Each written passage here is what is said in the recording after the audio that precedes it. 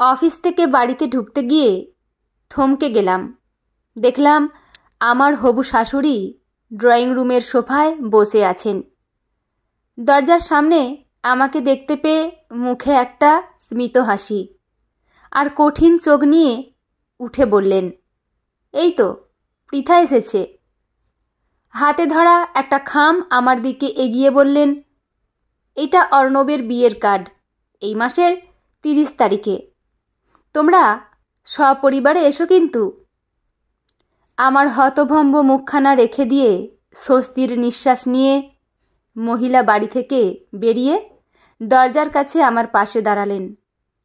ফিসফিস করে বললেন, আশা করছি আমার ছেলের জীবনে তুমি আর কোনো দিন আসবে না। আমি একজন অসভ্য বেহায়া মেয়েকে নিজের ছেলের বউ কোনো দিন মানতাম না। আর হ্যাঁ, আশীর্বাদের জিনিসগুলি আমার তরফ থেকে তোমাকে উপহার দিলাম বলেই মহিলা চলে গেলেন। অর্ণব আমারই বয়ফ্রেন্ড কাম হবু স্বামী, যার সাথে 2 মাস আগে আমার আশীর্বাদ হয়। আমি সোফায় এসে থম মেরে বসে গেলাম। পাশে মা এসে দাঁড়ালো। তার চোখে অনেক প্রশ্ন। আমি বললাম, মা, আমি তোমাকে সব বলবো, কিন্তু এখন নয়। আমি বেশ ক্লান্ত। মা কিছু না বলে চলে গেল, আর আমি নিজের রুমে বুকে একদলা কষ্ট নিয়ে দরজা ভেজিয়ে খাটে উঠে বসলাম। অর্ণব আর আমি একই পাড়ায় থাকি। অর্ণবের বাড়ি আমার বাড়ি থেকে মিনিট 10-এর পথ। অর্ণবরা এলাকার ধনীদের মধ্যে একজন। আমার স্কুল যাওয়ার পথ ওদের বাড়ির সামনে থেকে। এই আসা যাওয়ার মধ্যেই ওর সাথে আমার প্রেম। ও নাকি আমায় রোজ দেখত, আর কখন ভালোবেসে ফেলে সে নিজেও জানে না। অর্ণব তখন নিজে কলেজ ছাত্র। আমাদের প্রেম বেশ ভালোই চলছিল। পড়া শেষের পর আমার বাড়িতে বিয়ের জন্য ছেলে খোঁজা শুরু হলো। অর্ণবদের পারিবারিক ব্যবসা, তাই তার প্রতিষ্ঠিত হওয়ার কোনো সমস্যা ছিল না। বাবা মাকে অর্ণবের কথা বলতেই তারা প্রথমে না করল, কারণ ওদের আর আমাদের অর্থনৈতিক বৈষম্য। আমার বাবা অবসরপ্রাপ্ত সরকারি কর্মচারী। আমি ভাগ্যক্রমে MSA করার পরই একটি প্রাইভেট কোম্পানিতে চাকরি পাই, তাও বছর 2 আগে। অর্ণব প্রথমে একটু গাঁইগুই করছিল আমার কথা কিভাবে ওর বাড়িতে বলবে। এদিকে আমার বাড়িতেও জোর কদমে ছেলে দেখাশোনা শুরু হয়ে গিয়েছিল, আর আমি অর্ণব ছাড়া কাউকে বিয়ে করব না। তাই একদিন অর্ণবকে না জানিয়ে ওর বাড়িতে হাজির হই। ওর মায়ের সামনে সব কথা খুলে বলি। অর্ণবের মা আমাকে প্রায় ঘাড় ধাক্কা দিতে যাচ্ছিল, কিন্তু অর্ণব এসে বাঁচিয়ে নেয় এবং ওর মায়ের সামনে আমাদের দুজনের প্রেমের কথা জানায়। পরে এই নিয়ে অর্ণব আমাকে বেশ বকেছিল, কারণ এই রকম নির্লজ্জ মেয়ে তার মা আগে দেখেনি, যে ছেলের বাড়ি বয়ে প্রেমের কথা বলে। তারপর অনেক ঝড়ের শেষে অর্ণবের মা নিমপাতা চেবানোর মতো আমাদের সম্পর্ক মেনে নেন, কিন্তু একটাই শর্ত, বিয়ের পর আমার চাকরি করা যাবে না। আমিও রাজি হই, কারণ অর্ণবকে আমি প্রচণ্ড রকম ভালোবাসি। তারপর একদিন আমাদের আশীর্বাদী হয়। কথা হলো বিয়ে হবে আমার ভাই মৃদুলের পরীক্ষার পর, কারণ সামনেই মৃদুলের HS পরীক্ষা ছিল। কিন্তু একদিন সব যেন উল্টে গেল। আমার ছোট ভাই মৃদুলের রোড অ্যাক্সিডেন্টে মৃত্যু সবার জীবন, বিশেষ করে আমার ভাগ্য পরিবর্তন করে দিয়েছিল। আমার হাসি খুশি মা জীবন্ত লাশে পরিণত হয়, আর বাবা, তার কথা নাই বা বললাম। মৃদুলের মৃত্যুর 15 দিন পরে বাড়ির সকলে ঠিক করলাম স্বাভাবিকভাবে থাকব। অভিনয় করে একে অপরকে সাহস দিচ্ছিলাম। আমাদের বাড়িটা যেন কবরের নিস্তব্ধতায় পরিণত হলো। বাবা বাড়িতে বেশিক্ষণ না থেকে বাইরে সময় কাটানো শুরু করলো। মা বাড়ির সব কাজ করে ব্যথা ভরা চোখ নিয়ে মাঝে মাঝে দেখতাম মৃদুলের রুমে চুপচাপ বসে আছে। কারোর কোনো কথা নেই, অভিযোগ নেই। মৃদুল তার সাথে আমাদের সবার আনন্দটাও নিয়ে চলে গেছে। আমি অফিসে যতক্ষণ থাকি মনটা ততক্ষণ ভালো থাকে। বাড়ি ফিরলেই যেন অন্ধকারে হারিয়ে যাই। একদিন তিনজনে খেতে বসেছি। কারোর মুখে কোনো কথা নেই। সবাই মাথা নিচু করে এক মনে খেয়ে চলছি। আমি গলা খাঁকড়ি দিয়ে বাবাকে ডাকলাম। বাবাকে ডাকতেই বাবা তাকালো আমার দিকে। আমি দেখলাম বাবার শরীর বেশ খানিকটা ভেঙে গিয়েছে। খোঁচা খোঁচা সাদা দাড়ি ভর্তি চেহারাটাও হাবাগোবার মতো। মাকেও দেখলাম চোখের নিচটা পুরো কালির আস্তরণ পড়ে গিয়েছে। বাবা বলল, কিছু বলবি? আমি যেটা বলার জন্য বাবাকে ডেকেছি সেটা বলতে যেন কেমন বাদো বাদো ঠেকছে। নিজের বিয়ের কথা কি করে বলবো? আমি কি স্বার্থপর হয়ে গেলাম? আমার ভাই মারা গিয়েছে আজ মাসখানেক হলো, অথচ নির্লজ্জভাবে মা বাবাকে একা ছেড়ে চলে যাওয়ার কথা ভাবছি। আমার সাহস হলো না কিছু বলার। তাই বললাম, কিছু নয়, তোমরা খাও। পরের দিন অর্ণবকে আমার সিদ্ধান্ত জানিয়ে দিলাম। এক, আমি চাকরি ছাড়ছি না, কারণ মা বাবাকে সাপোর্ট দিতে হবে। আর দ্বিতীয়, বিয়েটা বছর খানেক পরে করব, কারণ এই মুহূর্তে মা বাবাকে ছেড়ে যেতে পারবো না। অর্ণব দ্বিতীয় সিদ্ধান্ত মানলেও প্রথমটা কোনো মতে মানতে চাইল না। বলল, পৃথা, তুমি কথা দিয়ে ফিরিয়ে নিতে পারো না। জানি সমস্যা আছে, কিন্তু চিন্তা করো না, আঙ্কেল আন্টির সব দায়িত্ব আমার। আমি হেসে বললাম, তোমার কি মনে হয় বাবা মা তোমার কথা মেনে নেবে? তারা জামাইয়ের টাকায় কোনোদিন চলবে না। এই নিয়ে অনেক কথা কাটাকাটি হয় আমাদের মধ্যে। দুজনের অজান্তে যে সূক্ষ্ম বেড়াজাল তৈরি হচ্ছিল তা সম্পূর্ণ একটি নিচ্ছদ্র প্রাচীর হয়ে ওঠে আগের সপ্তাহে। সপ্তাহখানেক আগে আমি আর আমার বান্ধবী নীলা পাড়ার মোড়ে দাঁড়িয়ে ফুচকা খাচ্ছিলাম। সেদিন অফিসে তাড়াতাড়ি ছুটি হয়ে যাওয়ায় বাড়ি ফিরছিলাম। মোড়ে নীলাকে দেখতে পেয়ে ডেকে দুজনে ফুচকা খেতে লাগলাম। দুজনে পুরনো দিনের কথা মনে করে হাসছিলাম। এমন সময় অর্ণবকে দেখি হন্তদন্ত হয়ে আমার দিকে এগিয়ে আসছে। তার চোখে রাগ স্পষ্ট। আমার কাছে এসে দাঁড়ালো। গলায় বেশ ঝাঁঝ নিয়ে আমাকে ডাকলো। অর্ণবদা, কেমন আছো? জিজ্ঞেস করলো নীলা। অর্ণব নীলার প্রশ্নের উত্তর না দিয়ে বলল, নীলা, অন্য কোনো একদিন ফুচকা খেও, পৃথার সাথে জরুরি কথা আছে। নীলা অবাক করা দৃষ্টি নিয়ে চলে গেল।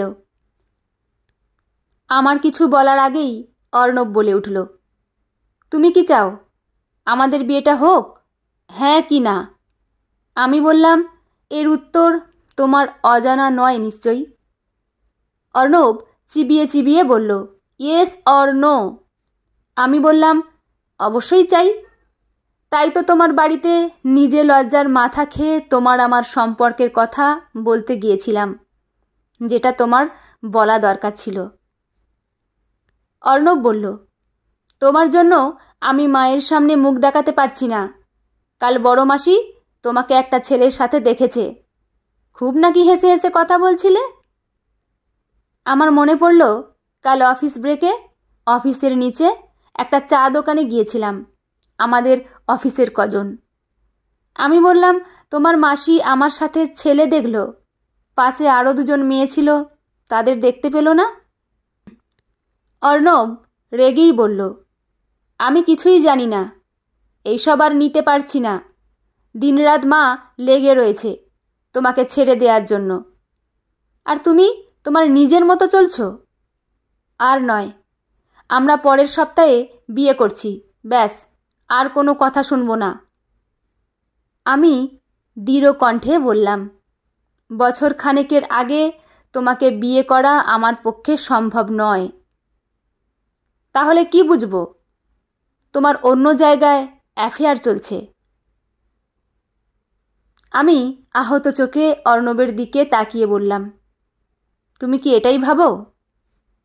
অর্ণব তাচ্ছিল্যের স্বরে বলেছিল, তুমি চাকরি ছাড়বে না, আবার বিয়েও করবে না, আর তাহলে কি বুঝবো? তুমি জানো কেন আমি দুটোই করতে অপরাগ, বললাম আমি। দেখো পৃথা, শেষবারের মতো জিজ্ঞেস করছি, নিজের সিদ্ধান্ত পরিবর্তন করবে? আমি বললাম, না। তোমার এই কথার পর আমার সিদ্ধান্ত আরও দৃঢ় হলো। অর্ণব রাগ নিয়ে আমার দিকে ডান হাতের তর্জনী উঁচিয়ে বলল, এরপরে যা হবে তার জন্য শুধুই তুমি দায়ী থাকবে। অর্ণব যেমন এসেছিল তেমনই ঝড়ের গতিতে ফিরে চলে গেল। তার বলা শেষ কথার মানে আজ বুঝলাম। হাতে ধরা বিয়ের কার্ডটা ছুঁড়ে বাইরে ফেলে দিলাম। অর্ণবের মায়ের মুখে একটা তৃপ্তিকর হাসি দেখেছিলাম কার্ড দেওয়ার সময়, যেন মুক্তি পেল আমার কাছ থেকে। চোখ থেকে ঝরঝর করে জল পড়তে লাগলো। এমন সময় খুট করে দরজা খোলার আওয়াজ পেলাম। চোখের জল মুছলাম তাড়াতাড়ি করে। মায়ের চোখে আমার চোখের জল না ধরা পড়ে। দেখি মা রুমে ঢুকছে, হাতে চায়ের কাপ। রুমের লাইট জ্বালিয়ে বলল, এই নে, চা খেয়ে নে। তুই তো জামাটাও পরিবর্তন করলি না, বলে পাশে বসে পড়ল। আমি যতক্ষণ চা খাচ্ছি মা চুপচাপ আমার কাছে বসে আছে। কার্ডের ব্যাপারে একটাও কথা জিজ্ঞেস করল না। আজকাল দুঃখগুলি আমাদের ভালোবাসতে শুরু করেছে, ছেড়ে যেতেই চায় না। রাতে 3 জন খাওয়ার টেবিলে বসে খাচ্ছি। বাবা বলে উঠল, মুনা, অর্ণবের নাকি অন্য কোথায় বিয়ে হচ্ছে। তোদের মধ্যে কিছু সমস্যা থাকলে আমাকে বলতিস, আমি সমাধান করতাম। আমি হেসে বললাম, বাবা, আজ মাসের 15 তারিখ, বিয়ে এই মাসের শেষে, মানে ওর আগে থেকেই সব ঠিক করা ছিল, শুধু আমার কাছ থেকে কোনো বাহানায় যেতে চেয়েছিল। চলে গেল, বাদ দাও। তোমরা ঠিক বলেছিলে, ওদের সাথে আমাদের বিস্তর ফারাক। আমারই উচিত হয়নি ওর সাথে কোনো সম্পর্কে জড়ানো। মা খাওয়া ছেড়ে ছলছল চোখে বলল, মৃদুলের কত শখ ছিল দিদির বিয়েতে খুব আনন্দ করবে। আর মা আর কিছু বলতে পারল না। শাড়ির আঁচল মুখে চাপা দিয়ে কাঁদতে লাগলো। আর বাবা মায়ের দিকে ফ্যালফ্যাল করে তাকিয়ে আছে। আমি উঠে গিয়ে মায়ের চোখ মুছে বললাম, আর কেউ কোনো দিন কাঁদব না। মৃদুল সবসময় আমাদের পাশেই আছে। রাতে ঠিকমতো ঘুমাতে পারলাম না। মা কয়েকবার এসে দেখে গেছে যদি দুঃখে কষ্টে আমি কিছু একটা করে বসি। তাই যতবার মাকে বলি আমি কিছুই করব না, ততবার মা তার মাথায় হাত দিয়ে দিব্যি করিয়েছে। আমি হেসে বললাম, তুমি ভয় পেও না, তোমাদেরকে ছেড়ে যাব না বলেই অর্ণবকে বিয়ে করলাম না, আর এই পৃথিবী থেকে এত সহজে যাব না। আমি মায়ের কোলে মাথা রাখলাম, আর মা আমার মাথায় হাত বোলাতে লাগলো। নিজের মনের কষ্ট চেপে বললাম, তোমার মেয়ে এত ভীতু নয় যে সম্পর্কে বিশ্বাস আর শ্রদ্ধা নেই, সে সম্পর্ক না থাকাই ভালো। চোখ থেকে এক ফোঁটা জল গড়িয়ে পড়ল আমার। বিগত কয়েকদিন বড়ই কষ্টে দিন কাটল। শুধু একটাই কথা মাথায় ঘুরতে লাগলো, এতদিনের ভালোবাসার মানুষটাকে চিনতে পারলাম না। অর্ণব, যে আমাকে এত ভালোবাসে, একদিন ফোন না করলে পাগলের মতো আচরণ করা শুরু করত, সে কি করে পারল এই রকম একটি সিদ্ধান্ত নিতে? উত্তর অজানা আমার কাছে। মা বাবার সামনে একদম স্বাভাবিক আচরণ করছি, যাতে তারা আমার মনের ঝড়টা না বুঝতে পারে। এখন আমি তাদের শক্ত সম্বল। অর্ণবের বিয়ের এখনও বাকি 7 দিন, কিন্তু এখন থেকেই সারা পাড়াকে সাজিয়ে রেখেছে রকমারি লাইট দিয়ে। আমরা কেউ কাউকে কোনোভাবেই যোগাযোগ করিনি। আমার তো কোনো দরকার নেই, অর্ণবের প্রয়োজন নেই আমাকে। সকালে ডাক মাধ্যমে একটা চিঠি এলো। খাম খুলতেই একটা জয়েনিং লেটার। আমার মনে পড়ল বছরখানেক আগে সরকারি চাকরির ইন্টারভিউ দিয়েছিলাম। এটা তারই লেটার। পোস্টিং অন্য জেলায়। আমি যেন প্রাণ ফিরে পেলাম। এমনিতে অর্ণবের বিয়ের আগে এই শহর ছেড়ে চলে যেতে চাইছিলাম, আর এই জেলা ছেড়ে যেতে হবে। এর পরের কয়েকটা দিন গোছগাছ করতে সময় গেল। মা বাবা কিছুতেই আমার সাথে যাবে না, আর আমিও ছাড়ব না। শেষমেশ তারা রাজি হলো আমার সাথে যেতে। জিনিস গোছাতে গিয়ে অর্ণবদের আশীর্বাদীর জিনিসগুলি চোখে পড়ল। কয়েক ফোঁটা জল পড়ল সেগুলির উপর, আর সেটা শুষেও নিল। গাড়ি করে যাওয়ার সময় অর্ণবদের বাড়ির সামনে গাড়ি দাঁড় করালাম। গেট থেকে বাড়ি সুন্দরভাবে সাজানো। আমার গলা কষ্টে শুকিয়ে গেল, বুকটা মোচড় দিয়ে উঠল। এখানে আমার একটা সংসার হওয়ার কথা ছিল। কোনো রকম গাড়ি থেকে নেমে জিনিসগুলি দারোয়ানের হাতে দিয়ে বললাম এই বাড়ির মালকিনকে দিয়ে দিতে। এক ছুটে গাড়িতে উঠে বসলাম, আর গাড়ি চালু হলো। 4 বছর পর। আজ অফিস ছুটি। মাকে লুচি বানাতে বলে আমি ল্যাপটপে কাজ করছি। বাবা বাজারে গিয়েছে, এসেই খাবে। এখন আমরা বেশ স্বাভাবিক। পেছনে ফেলে আসা কষ্টকর দিনগুলি ভুলে গিয়েছি অনেকটা। এখন আমরা খেতে বসলে গোমড়া মুখ করি না, হাসি মুখে দিন কাটাচ্ছি। কলিং বেলের আওয়াজে ভাবলাম বাবা এসেছে। দরজা খুলে দেখি অর্ণব। আমি একদম হতভম্ব হয়ে গেলাম।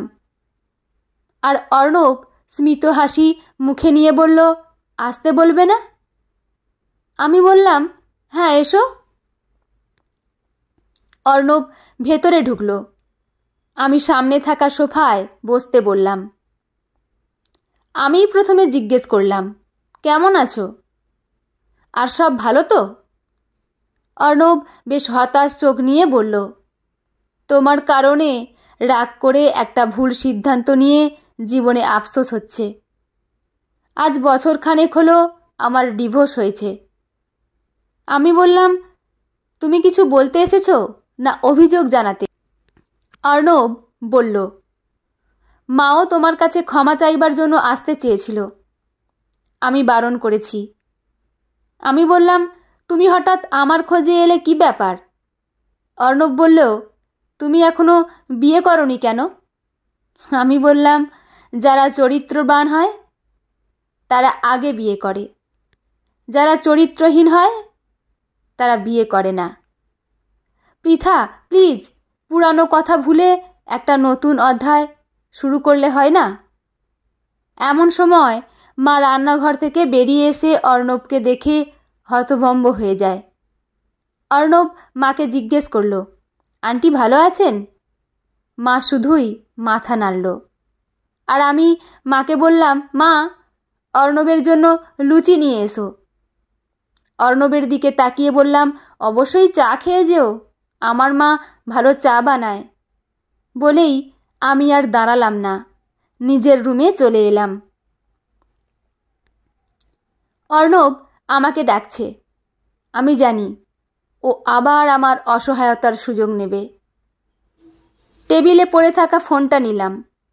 অনেক দিন ধরেই আমার কলিগ বিয়ের প্রস্তাব দিচ্ছিল। শুধু অন্য কোনো সম্পর্কে জড়াতে চাই না, তাই মানা করেছিলাম। আজ দেখছি তার প্রয়োজন। ফোনের নম্বর টিপতে শুরু করলাম।